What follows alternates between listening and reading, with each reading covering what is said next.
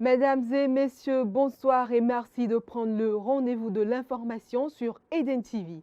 Au sommaire, la toute première cohorte de programme levier d'apprentissage pour la conversion dans le numérique Learn a reçu hier après-midi son certificat de fin de formation. On en parle dans cette édition. Le syndicat et les membres du gouvernement se sont réunis hier afin d'assurer la prochaine rentrée scolaire. Les aspirants au métier de l'enseignement AME bénéficieront d'une avance d'un mois de salaire déjà en septembre. Et puis hors de nos frontières, le gouvernement éthiopien s'en prend à la Commission de l'Organisation des Nations Unies, l'ONU. Pour lui, la paix et la sécurité ne sont pas couvertes par leur mandat. Bienvenue à tous.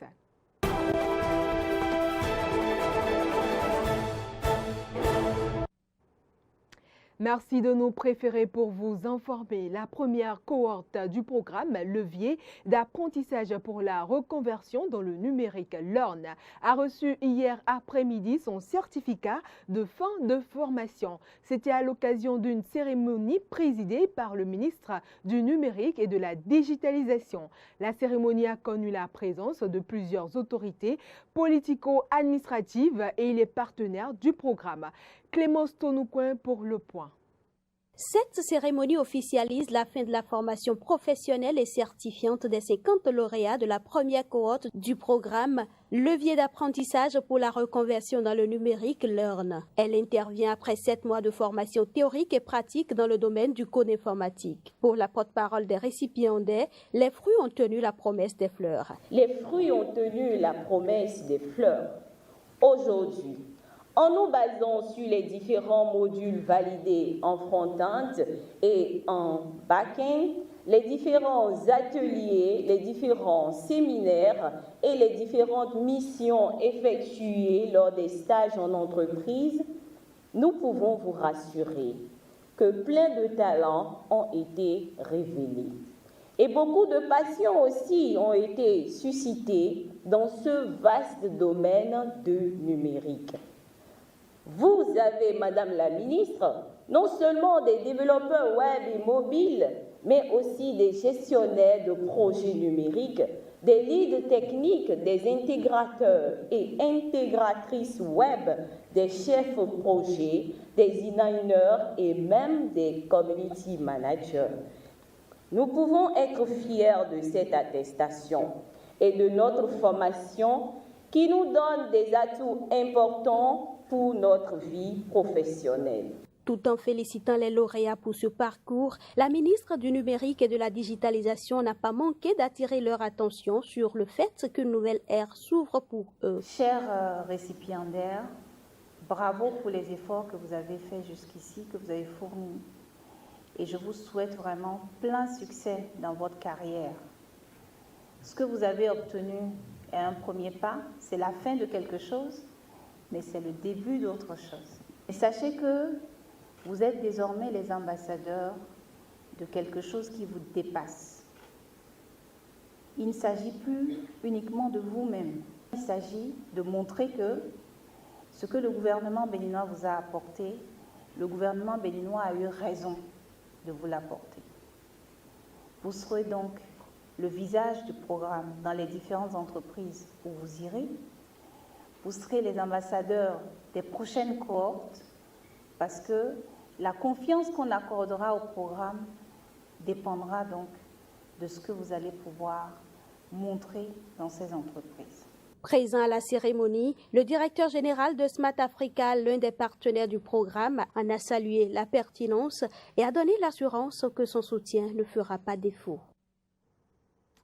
La session extraordinaire de la Commission nationale de concertation, de consultation et de négociation collective s'est tenue hier à l'Infosec de Cotonou en présence de plusieurs ministres du gouvernement. Il s'agit du ministre d'État en charge du développement et de la coordination de l'action gouvernementale, du ministre des enseignements maternels et primaires, du ministre des enseignements secondaires, techniques et de la formation professionnelle et celle de l'enseignement supérieur supérieur et de la recherche scientifique.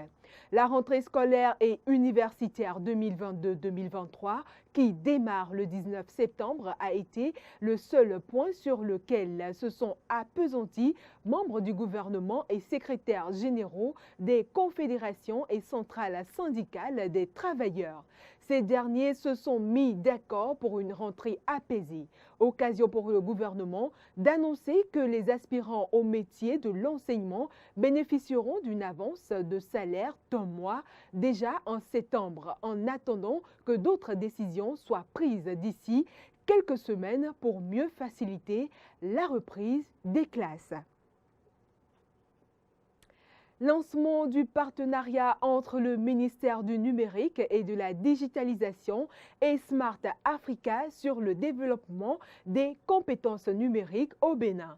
Un partenariat qui, grâce à la mise en place de la Smart Africa Digital Academy, va permettre de combler pour les jeunes et même des adultes le gap des compétences pertinentes sur le marché de l'emploi et du développement. C'était à Cotonou devant un parterre de chefs d'entreprise et des responsables impliqués dans le secteur du numérique au Bénin.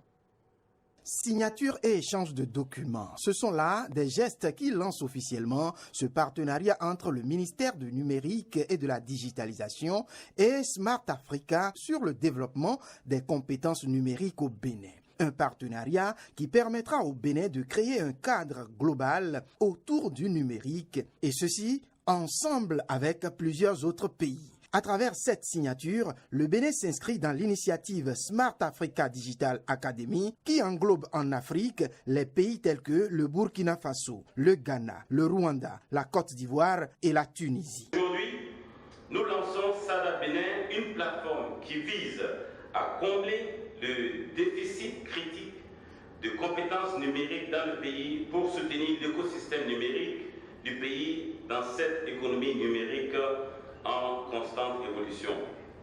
Cette plateforme rassemblera le secteur privé, les organisations internationales, les prestataires de formation, les universités et le gouvernement du Bénin en tant que force motrice pour atteindre les compétences numériques requises. L'initiative a pour vision de renforcer la capacité des Africains à bénéficier de la transformation numérique.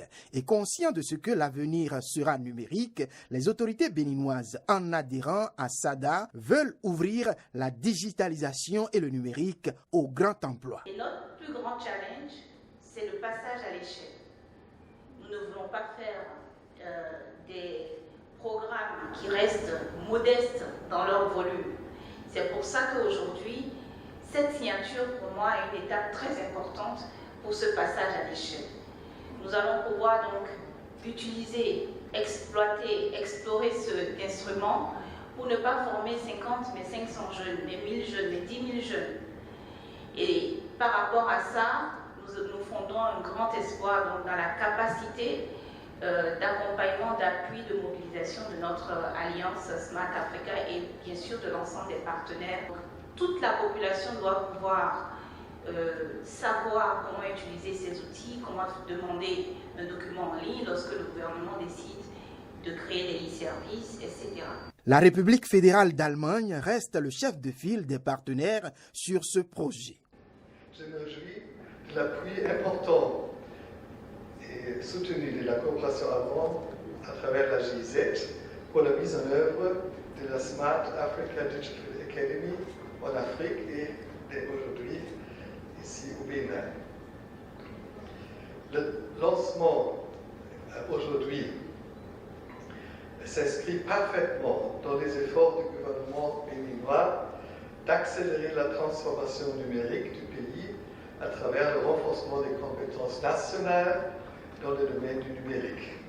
SADA sera désormais le cerveau pour repenser de manière efficiente toutes les filières et tous les domaines de formation en s'appuyant sur l'éthique afin de mettre aux normes les employés qui sortiront de nos différentes écoles de demain. 6 709 888, c'est le chiffre exacts et potentiels des électeurs qui seront aux urnes le 8 janvier 2023 prochain pour élire les députés de la 9e mandature. C'est le chiffre rendu public par le gestionnaire mandataire de l'Agence nationale d'identification des personnes ANIP face à la presse. Le compte rendu, c'est avec Laurent Toniquez et Jean-Baptiste Poucon. Le nombre des potentiels électeurs du scrutin législatif du 8 janvier 2023 est connu. Conformément au chronogramme de mise en œuvre du processus de la liste électorale informatisée provisoire, le gestionnaire mandataire de l'Agence nationale d'identification des personnes ANIP était face à la presse ce jeudi 8 septembre 2022 pour donner les chiffres officiels. 6 709 888 comme population électorale potentielle.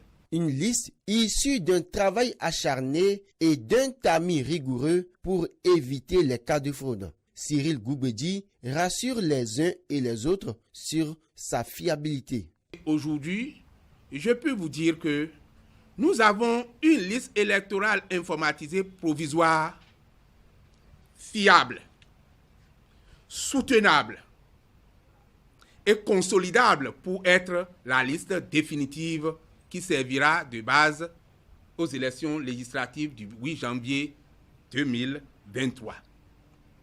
Du 8 au 22 septembre 2022, les citoyens béninois en âge de voter sont donc appelés à consulter cette liste, qu'ils aient un smartphone ou non, et de faire des modifications s'ils le souhaitent.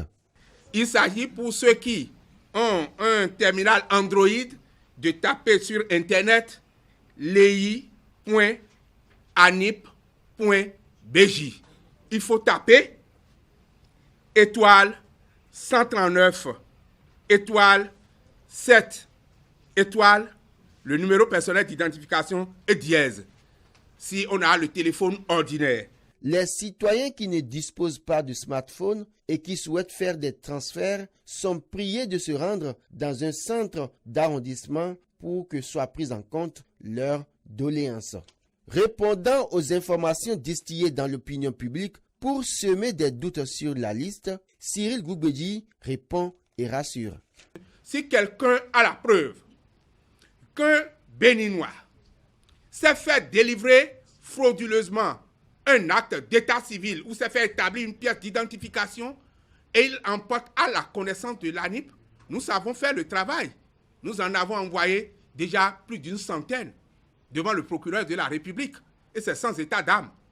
Quand il s'agit de cas de fraude manifeste établi, mais si d'aventure on a la preuve qu'un agent de l'ANIP s'investit dans un réseau mafieux de trafic d'êtres humains par la délivrance de faux documents, si cela est porté à ma connaissance, ce n'est pas que l'agent sera sorti des effectifs, ce n'est pas seulement que l'agent sera sorti des effectifs. Je sais faire mon travail, je le poursuis devant les tribunaux. Et je l'ai déjà fait une fois dans un cas où on a eu de soupçons sur un agent et qui a pris la fuite. Sur les 6 709 888 potentiels électeurs, la commune d'Abomey-Calavi vient en tête avec 556 860 potentiels électeurs. Après cette phase de publication qui dure 15 jours, la liste sera actualisée et remise au Conseil électoral en novembre 2020. Toute autre information à présent dans ce journal en Éthiopie. La situation semble figée sur le front de Tigré où la guerre se déroule toujours à huis clos pour la deuxième semaine. Sur le front politique, en revanche, le gouvernement éthiopien a violemment réagi aujourd'hui à une nouvelle déclaration. Mercredi, des experts de la Commission des droits de l'homme de l'ONU chargés d'enquêter sur la situation dans le pays. Le ministère éthiopien des Affaires étrangère se dit concerné et il ne mâche pas ses mots. Pour lui, les experts de la commission n'ont aucunement compétence ni aucunement d'appréciation correcte du conflit déclenché par le TPLF en violation de la trêve humanitaire. Cette joute verbale se déroule alors qu'à New York, les États membres du Conseil de sécurité se sont entendus pour évoquer la guerre en Éthiopie d'après des discussions. Une réunion demandée par les États-Unis, le Royaume-Uni, la France, l'Irlande, la Norvège et l'Albanie se tiendra finalement lundi prochain. Mesdames et messieurs, c'est tout pour cette édition. Vous pouvez désormais nous suivre via l'application Eden TV Diaspora FM. L'information se poursuit également sur nos différentes plateformes YouTube, Facebook et Twitter et sur notre site internet www.bena-eden.tv. Merci de votre aimable attention.